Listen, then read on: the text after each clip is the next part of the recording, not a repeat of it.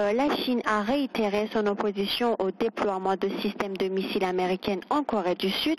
Quel premier constat tirez-vous de cette situation, Madame Renard? En fait, c'est dans la logique de la politique chinoise qui considère que les États-Unis n'ont pas à essayer de faire la loi dans la zone Asie-Pacifique.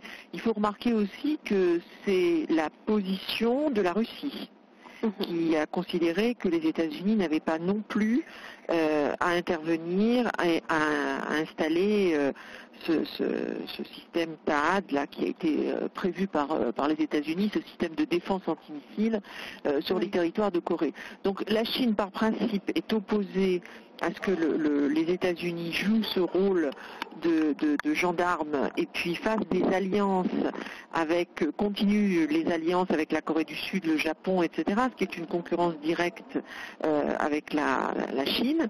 Et pour des raisons assez semblables d'ailleurs, la Russie n'accepte pas non plus ce déploiement de systèmes de défense en Corée du Sud par des Américains.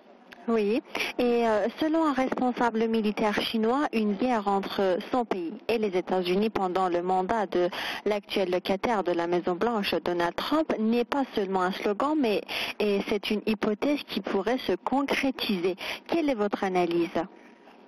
Alors, c'est très difficile à dire. Moi, j'ai quand même beaucoup de doutes sur le fait qu'il y ait vraiment une guerre. Déjà, je pense que l'armée chinoise n'est pas du tout à la hauteur de l'armée américaine. Donc, je ne suis pas sûre que les États-Unis que la Chine prenne ce risque. À l'heure actuelle, c'est très difficile de savoir ce que Trump voudra vraiment faire. Mais il me semble quand même un peu difficile de penser qu'une guerre est possible. Encore une fois, c'est très difficile de faire des prévisions dans ce domaine, mais c'est difficile de penser qu'une guerre est possible. Et puis, même si l'armée chinoise a beaucoup investi dans l'amélioration de la qualité, de la capacité, etc., elle est encore très loin du niveau technologique de l'armée américaine. Très bien. Et en fait, vous avez évoqué un point important, la position de la Russie dans cette situation. Alors, la Russie qui souhaite que les USA n'interviennent pas dans les zones de la Chine, on devrait dire. Alors, est-ce que cette situation, ce petit conflit, enfin on pourrait dire ce conflit, ce désaccord entre les USA et la Chine pourrait affecter les relations entre les USA et la Russie?